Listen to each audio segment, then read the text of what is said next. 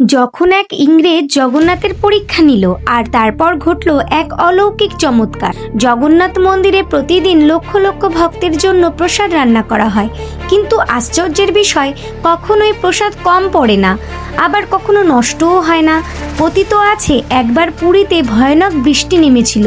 সেদিন মন্দিরে ভক্তদের সংখ্যা অনুমানের চেয়ে অনেক বেশি বেড়ে যায়। প্রসাদ মাত্র 10,000 জনের জন্য তৈরি করা হয়েছিল, কিন্তু মন্দিরে প্রায় 50,000 ভক্ত উপস্থিত হয়েছিলেন।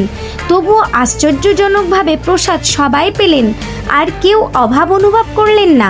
এই ঘটনা শুনে এক ইংরেজ কর্মকর্তা বিশ্বাস করতে পারেননি। সত্য জানার জন্য তিনি নিজেই জগন্নাথ মন্দিরে চলে এলেন।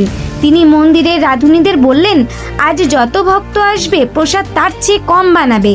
রাঁধুনিরা তার কথা মেনে নির্ধারিত পরিমাণের থেকেও কম প্রসাদ তৈরি করলেন।